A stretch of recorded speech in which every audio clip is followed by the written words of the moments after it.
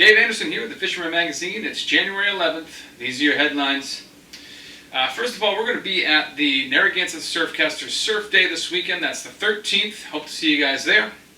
Also, it's been a tough week for fishing. We've had tandem storms, but there's still a few guys out there catching fish. Stay tuned to find out where on this week's New England Fishing Forecast. The Fishing News is sponsored by these fine partners.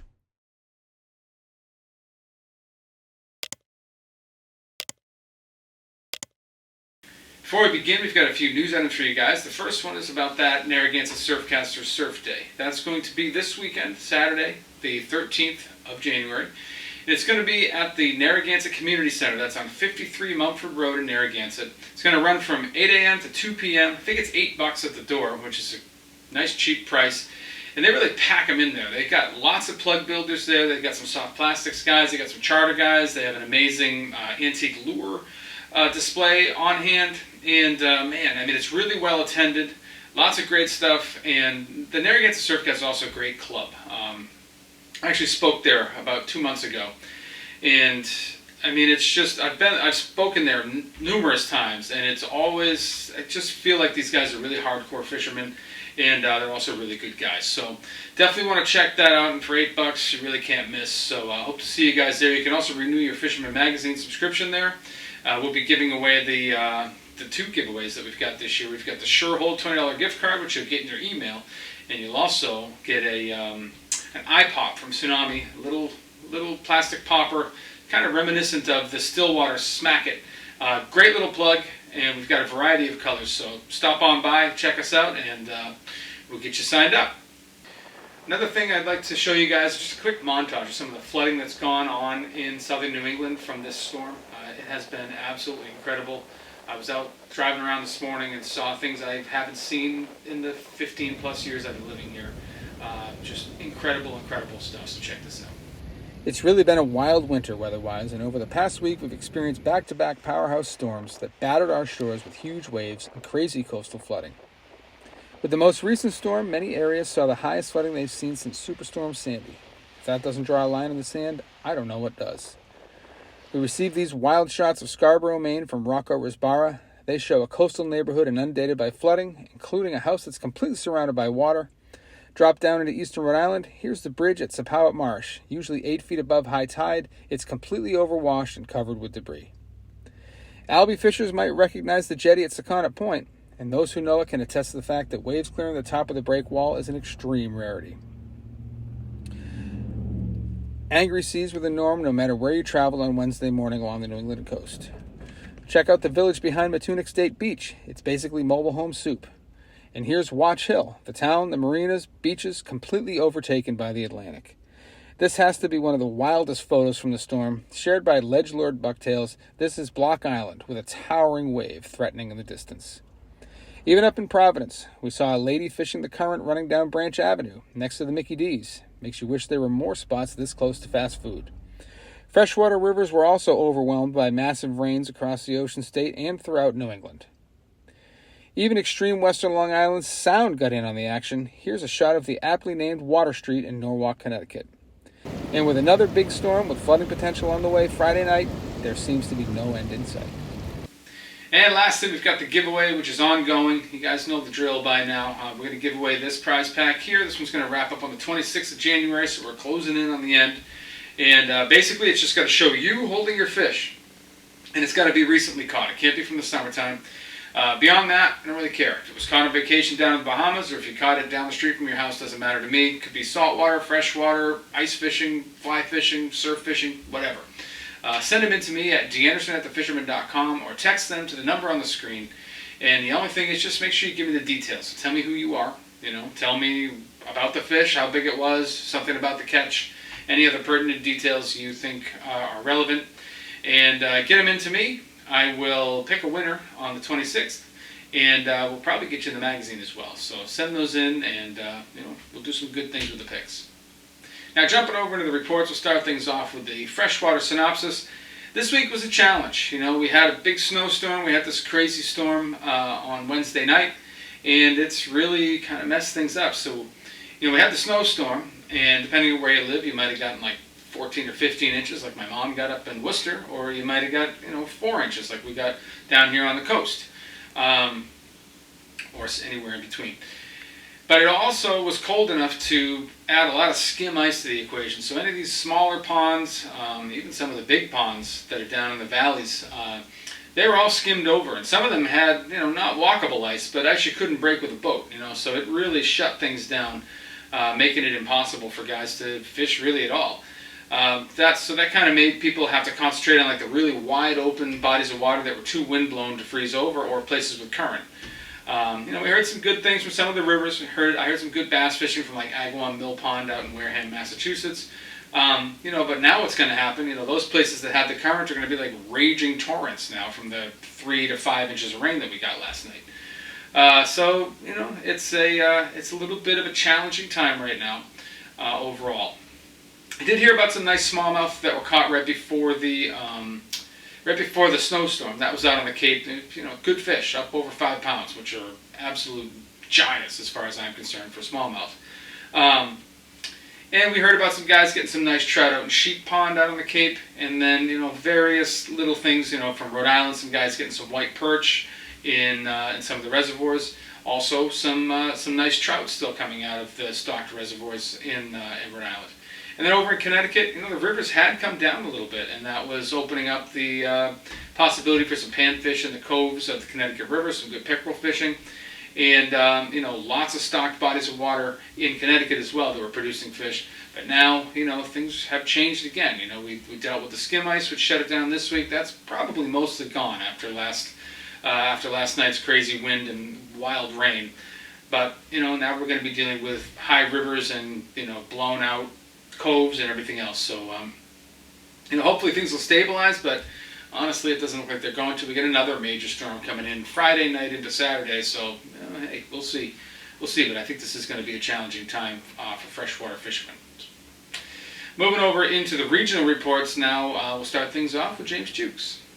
As you can see, everything out here is looking like the still open water, little skim. Please don't get out on the ice at all. Just nowhere near enough of anything yet, so just be careful. But as far as reports concerned, over the weekend, did a little pre-storm fishing myself, and it went well. Had tons of perch, a few bass, a pickerel, lots of fun. I just had to get out there and do it. I was out probably 5 hours. Right in the middle of the day, sun was shining. It was beautiful. We get any more of those types of weather events, you better get out pre-storm. Post-storm was a little rough. Haven't heard of any holdover striper fishing up this way. That's to be expected. Some of this stuff is a little tough to get to when we have 15, 18 inches up here on the North Shore, so that's a little tough. As you can see, there's piles of snow everywhere. But the rivers are still open. I know guys were up in some of the small little tributaries and had some trout. And a few other guys had some other fish, all in the Merrimack. So that stuff's out there. Get after it. And let's pray for some ice. And hopefully we can have some better reports soon. All right, Dave, that's it from North Shore here. One glimmer of positivity that we did get was from the North Shore and even up into New Hampshire and Maine area. The headboats leaving any one of these harbors. You've got Portland, you've got Portsmouth, you've also got Seabrook, Gloucester, Boston. These people are fishing the Gulf of Maine, and they are finding incredible pollock fishing right now. A lot of really nice sized fish too, and overall they're just filling totes with great fish. And we've gotten this from several readers, and we got some videos, got some stills, putting that stuff up here for you guys. But that has been a really, really great fishery so far. In these early weeks of 2024, and I mean, as far as things go, as long as we don't get so many storms that it's impossible for these guys to get out there, that fishing should continue. So that's something you can definitely concentrate on. Heading down toward Plymouth, we had a lot of skim ice this week, so not a lot of guys were trout fishing. I think the only place that was definitely open would have been Long Pond. Long Pond is good for bigger trout, also has some good bass fishing in it, so that's a possibility, and that was a possibility and will remain a possibility going into this week, even as we get another storm coming in over the weekend. Out on the Cape, we dealt with a lot of skim ice. I know Peters was frozen. I'm pretty sure Hamblin would have been frozen. Both of those are smaller ponds that are kind of down in little valleys where that cold air can collect. As we talked about in the freshwater part, Sheep Pond was open, may still be open, and was putting out some decent trout. And then places like Mashpee, Wakeby are still putting out some good pan fishing. You're going to find some trout in there, and that's a good spot to find some of those bigger smallmouth as well. Talked to the guys at Red Top. They said they hadn't got any news from the canal since about New Year's Eve. So seems like the bass left right before Christmas, and then the mackerel seemed like they followed them out. So canal is just a cold ribbon of water right now. We're gonna have to wait till spring on that. But that's what I have for you guys in Massachusetts this week. Jumping over into Rhode Island now. Let's start things off with TJ Kopecky. Hey guys, welcome back. Quick video for some East Bay reports, a little bit of southeastern Mass. Not too much going on with the skim ice to start the week. Kind of put a lot of people out of commission if you were freshwater fishing. And then the snowstorm over the weekend put a lot of people, kept them home. So it's been a little bit slow here in the area, which, it's anticipated. It's mid-January, and, we call it the doldrums, the little log cabin fever. But hey, I've been, in my shop here, I've been cleaning up and getting all my tackle ready for the next year. It's stuff to keep you busy when you're not fishing. As a fisherman, there's always fishing things to do. So that's what I've been doing here, and I've been talking with my friend Jeff Sullivan about building some new lures, and I guess he's getting started on that. I got him a couple of bucktails for my hunting friends. Hey, we're working on doing things over the winter that when we're not fishing, this is what we do. Going forward here, I think this week with this warmer weather, it's going to get rid of the ice. We're going to get some opportunities here in the East Bay to get back into the ponds and do some fishing. And that's what I'm hoping for the upcoming weekend. So from the East Bay, that's all we got. Tight lines, guys. Next thing in Rhode Island, we're going to do a quick rundown with our new field correspondent, Jeff Sullivan. He's a friend of mine. He's also a great fisherman, and he's done quite a few articles for us now. And he's just one of those guys that never stops fishing. It doesn't matter to him what the weather is. So I finally talked him into doing some videos, and here's his first one. So let's just jump right into this. If you guys have any reels that need to be cleaned and greased or serviced, line, etc., call Lucky Bait. Let it ring, and then Manny will answer the phone, and you guys can just bring it in, and I'll get to them accordingly. If you guys need anything at all, it's not just reels. If you need tackle, if you need whatever, what have you, just call the store. We'll open it up, and you can grab what you need to grab. And we're also closed till March 1st. As for Crafty One Customs, we're closed for the month of January, and we will reopen February 1st. If you have any questions, you want to pick up something at the store, just call Ralph. He'll be happy to help you with that. All right, let's jump right into this. So I've been doing a lot of freshwater fishing, obviously, because that's what I cut my teeth off of, and that's really what's been going on right now. As for the trout bite's been insane. I think this is probably the best trout year I've ever can remember in Rhode Island waters. As far as winter fishing goes, I might actually, that's up for debate. It could be in whole. The quality of fish coming out of these ponds are just mind-blowing. They're just mind-blowing. They have a lot of energy. They're big. They're thick. They're heavy, which is cool. It's just cool. But yeah, I'm gonna be doing a little bit of a lure of the week kind of thing to kind of give you guys a little bit of a cheat sheet on what's going on out there and what I've been using, what I've been getting success on, whether it's white perch fishing, whether it's largemouth, crappie, trout, pike, stuff like that. Yeah, here we go. So this is a Rapala Shad Wrap 09 Slow Riser. I like this bait a lot because it has a big width to it. It looks real. Has that real bait fish profile to it.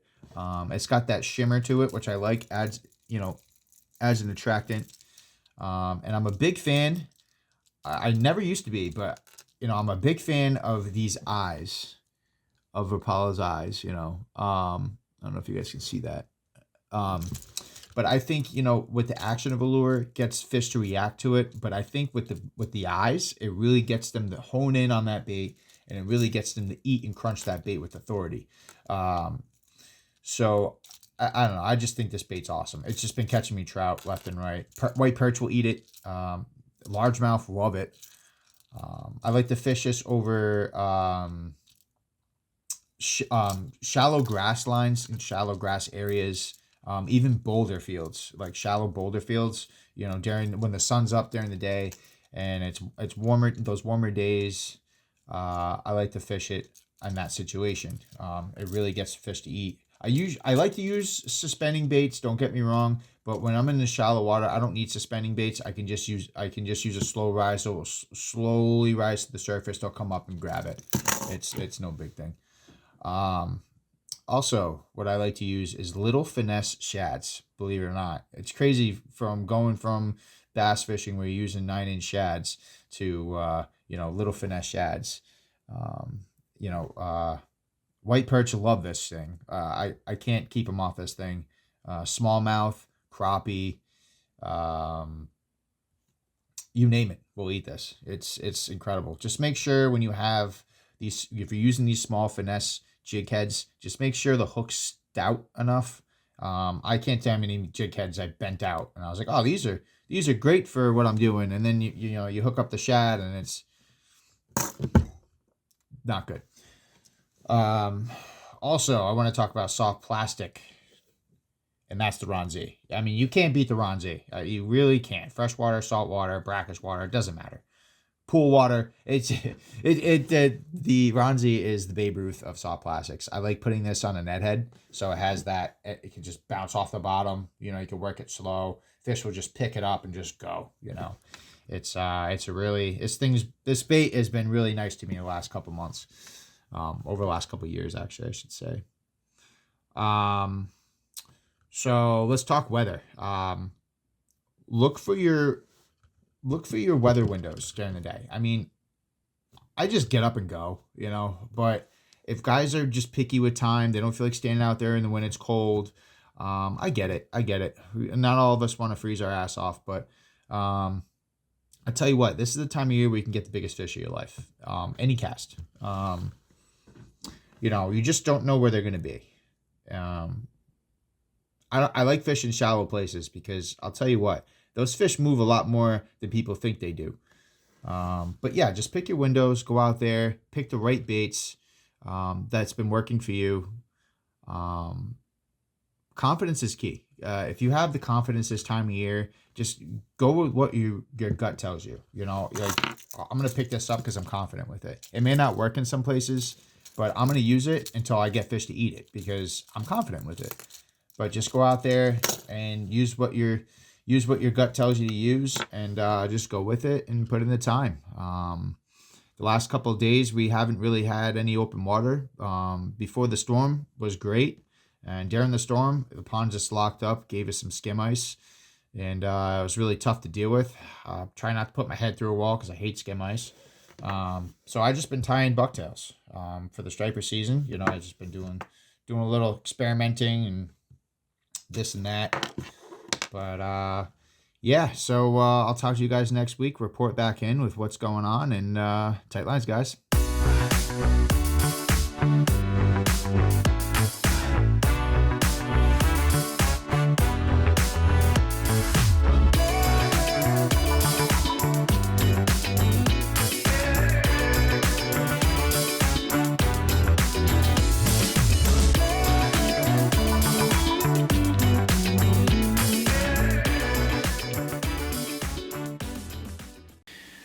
Now, basically in Rhode Island, we're kind of whittled down to just a few possibilities angling-wise. Head boats are all tied to the dock now. You know, the closure of tog, sea bass, and scup has pretty much shut down their possibilities. Could still go for codfish, could still go for pollock out there, but those species were not leading the charge going into the end of the year, so it seems like everybody's wrapped up for the season.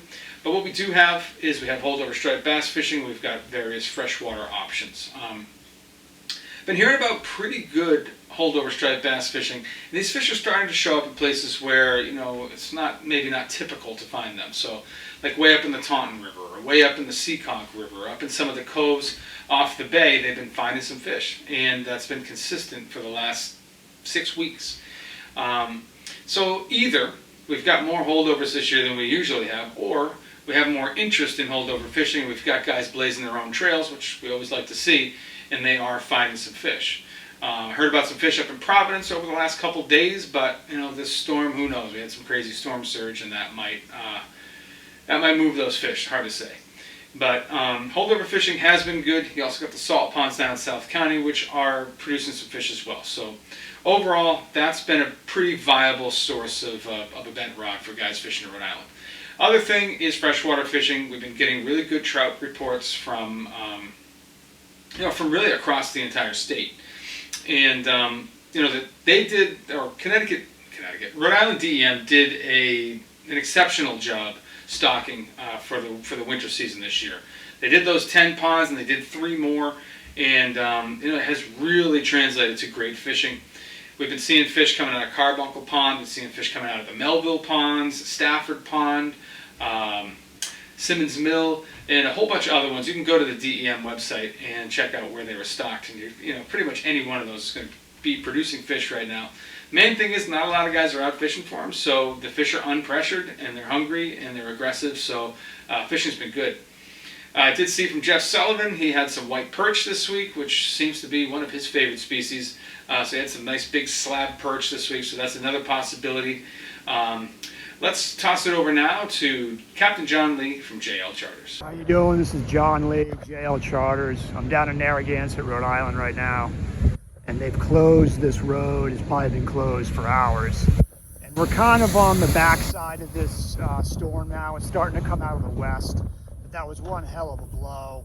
Another sou'easter. We've had at least 3, maybe even 4 big gales out of the south, storms. And I can't really remember a time where that has been the case. And these storm systems alter the seafloor, they alter the shoreline, they really shift things around. I mean, this is powerful stuff. This is kind of unprecedented at the moment. The storm we had 2 weeks ago, and there was one in late November too. Anyway, take care. Hope all is well.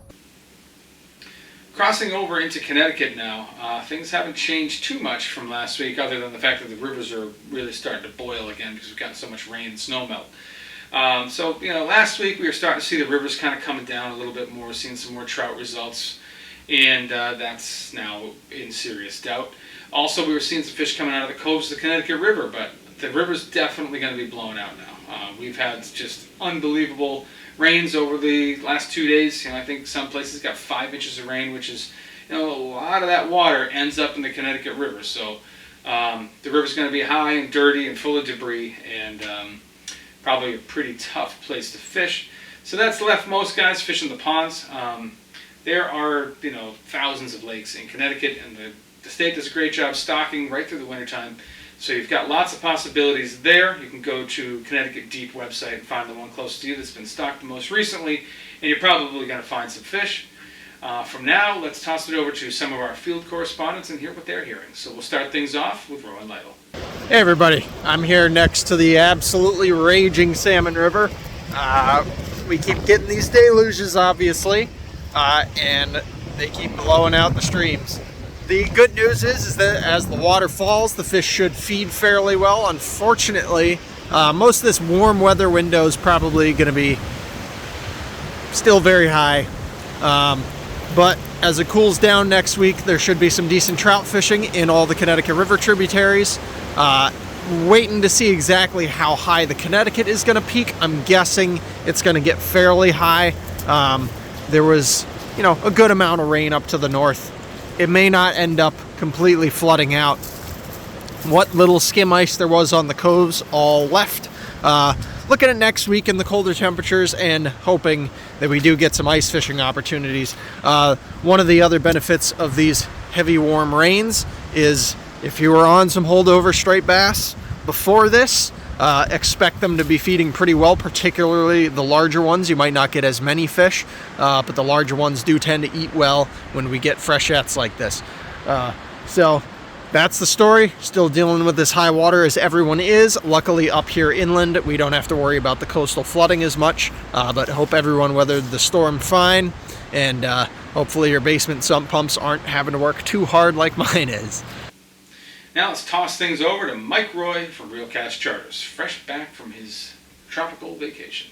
Hey, what's up, guys? For this week's report, this is a great time of year to go through your equipment. That's what I've been doing. So look at your rods and reels. If anything does need to be serviced, it's a good time to send it out now. I had to send out a couple Shimano reels to the service center in South Carolina. The turnaround time is really quick. So I would send stuff out now before the spring rush.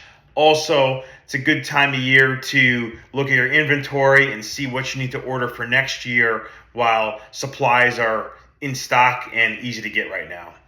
For the fishing, I know I've heard some guys are freshwater fishing, catching perch, bass, trout. You catch those throughout the winter. As far as saltwater goes, there's really not much going out in the Sound. There are plenty of holdover stripers in the rivers and estuaries. Personally, I'm not really fishing for them. This time of year, they're just really lethargic and kind of hibernating, but you could catch them. If you get a day when they're active, they're going to hit a small soft plastic like a 5 3/4 inch finesse fish rigged on a 3/8 or half ounce jig head. So that's all I have for you right now. Good luck. Now we'll head out of the river and we'll check in quick with Matt Stone from Black Hall Outfitters. What's up, everyone? Matt here at Black Hall Outfitters in Westbrook with this week's fishing report. A lot of heavy storms in the recent forecasts. Rivers and streams are going to be pretty blown out, I would imagine, based on the amount of water I'm seeing even out back here for us. So that's going to mess up the trout bite for a while in all those streams. Lakes and stuff too may be a little more brown than normal. Some of the holdover striper spots are also going to be, dealing with high water levels and clarity issues.